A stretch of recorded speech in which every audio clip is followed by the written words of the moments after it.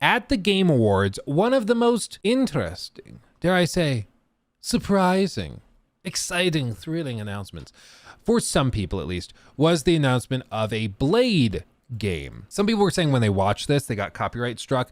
So I'm not going to risk that. I'm just going to kind of jump around a little bit just to cover our bases, okay? This is, of course, a cinematic type of trailer. They're not saying that this is running in the game. They're not saying that this is what it's going to look like when you actually play it. Seems interesting enough. And honestly, I don't think this is anything anybody really expected. What intrigues me is that the art style seems to be heavily inspired by comic books. You can see, I don't recall what they call this. I knew it at some point when we were talking about like Spider-Man, the Miles Morales films, like Into the Spider-Verse and stuff like that. And it was really interesting because they kind of mimic this comic book art style and how they used to print comic books. And it's really, really cool. It's a really cool like printing artifact, but it actually looks really good in movement too.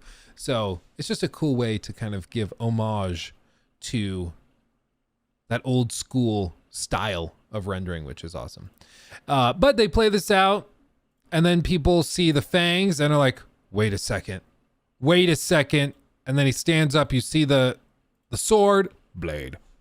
Dun, dun, dun. This is intriguing to a lot of people. Yeah, what an amazing combination with Blade and Bethesda, especially Blade and Dishonored devs. I do think Dishonored devs are probably the best ones to get tossed to this. And so it seems intriguing. Now, elephant in the room, cinematic trailers, you can't tell much of anything from it. Like you get maybe some world building elements, you get maybe some like themes and tone stuff, but you don't really get anything that useful. Let's just be perfectly clear, okay? So one of the things that's important to understand about with Marvel's Blade is that this is coming from Arkane, but Arcane has two divisions. So I've already seen some people mix it up. People are like, why are you excited for Blade when it's coming from Arcane? And they just did Redfall. It is technically true that they did Redfall. However, it's a little bit more nuanced than that. What this is that you have this group over here, and this is Leon.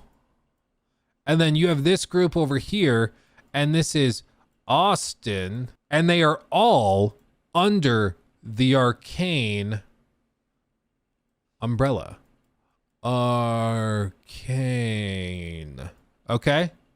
So they're both Arcane, but Arcane Austin is not Arcane Leon, and vice versa. Okay?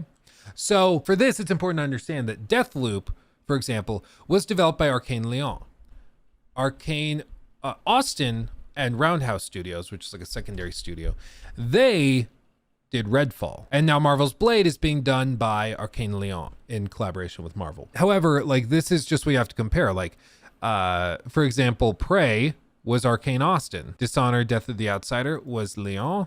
Dishonored 2 was the first one to be like completely developed separately. And so you have to just kind of understand how this breaks down and how each of these is kind of broken down. Because similarly, like you might say, oh, Starfield's coming from Bethesda and they also made Wolfenstein. It's like, no, that's Arcane, or that's Bethesda Softworks, the publishing house. Bethesda Game Studios is a secondary, like subsidiary group. It's just, they're different. So just to be completely clear, the group that's making Blade is the same group that made Deathloop and the same group that made like Dishonored 2. And then prior to that, I think Arcane Austin came into the picture like 2015, 16, something like that.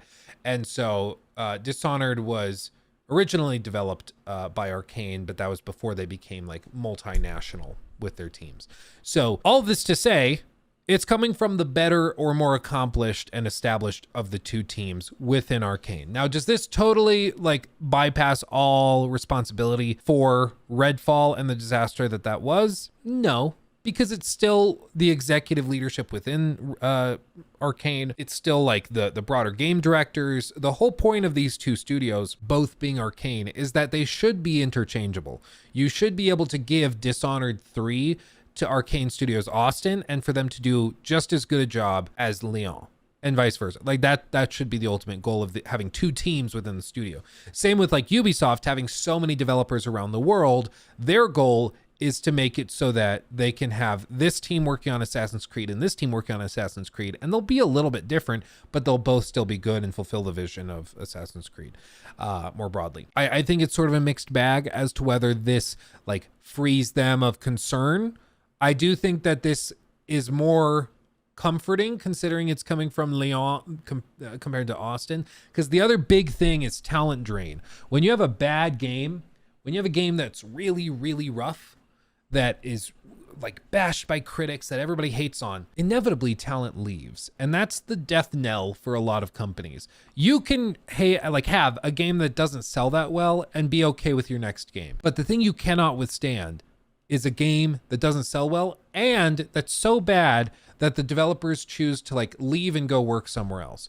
And that's something that happens all the time. Like probably the biggest example would be Blizzard. As Blizzard started to get just absolutely wrung dry by the executive leadership within Activision after they were purchased, we saw a lot of executive leadership from Blizzard, from the glory days of Blizzard when they were making really amazing games consistently. We saw those executives and those lead designers leave and go start their own companies or just retire or go to other companies that would pay them a lot and let them have creative freedom. And as a result, you saw Blizzard kind of steadily drop in respect within the industry because they just, all of the amazing talent started to leave and look for jobs elsewhere. Because again, nobody wants to be on a sinking ship. Imagine if you were working at BioWare and then you're like all excited after Dragon Age Inquisition. You're like, wow, we just won Game of the Year. We're rocking it. This is a great place to work. And then you apply for a job, you get the job. And then you're like, okay, what are we working on? They're like, Mass Effect Andromeda. Oh, okay. Yeah, no, that sounds cool. I've always wanted to work on a Mass Effect game. Let's work on it. And you start working on it. And it's like, oh my God, should we be working on this? This is rough, man. This is pretty rough. And then the game comes out, total disaster. And everybody's like kind of depressed after that. And then after that, they're like, okay, what's our redemption? How are we going to win back our fans? It's a new game called Project Dylan. What's it going to be called when it releases?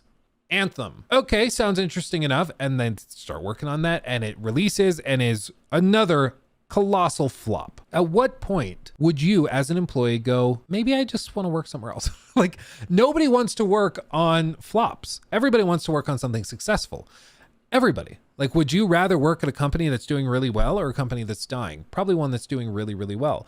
And also in the gaming industry, a lot of it, your like future career prospects are tied up in what's on your resume and how successful those games were. Like, and this is something that happens all the time when somebody like makes a statement about something going on in the industry. The people who are like former Naughty Dog developers or worked on Red Dead Redemption 2, those developers have a lot more respect given to their opinion than somebody who's like, oh yeah, I worked on Candy Crush for like 5 years. Nobody has that much respect for that. But if you have your name next to like a Game of the Year winner or contender, all of a sudden people really care. So the name of the game is kind of industry respect. And after the collapse of Redfall, apparently there were a lot of people, and this is something detailed in reports from like Jason Schreier and other people that reported on the development of the game, but apparently within Redfall and the development of it, there were a lot of people that would like go apply for a job at Arcane Austin, and then they see the project they're working on, and a lot of people were really disappointed. And they had trouble attracting talent because the talent would come in and be like, we're working on like a live service game that's like a co-op shooter. What? And it's not very good. And they just were uninterested. And there's a lot of game studios within Austin, Texas. And so a lot of them would just go work at another studio that was, or another tech company, because there's a lot of tech companies in Austin. And they would just go work for that other tech company and find success that way. And they're like, yeah, I'm not going to work on this. I'm not passionate about this. I'm not happy with this. I'm going to go work for this other company that's going to pay me just as much, if not more. And I'll be a happy camper. It's something that happened with Redfall. I don't think that happened with Arcane Lyon, because just because like Redfall and Arcane Austin were having troubles does not mean that people in Lyon, France were leaving and bailing. It just, I don't foresee that being a thing that happened. And plus, like, Lyon seems beautiful. Seems like a gorgeous place to be. Like, who wouldn't want to live there and work there? So I think it's fair to say that there probably has not been the same talent drain.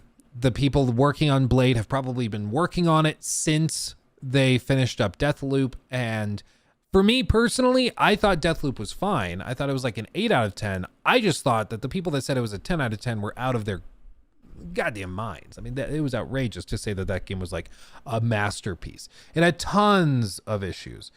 And most gamers seem to have taken the same stance where they were like, it's good, but it's not a masterpiece. Like, people were saying that this is the greatest that Arcane Studios has ever been. And it was like, I just don't see it. Personally, I really don't see it. And I'm in the same boat. I just don't see it. He took my thing.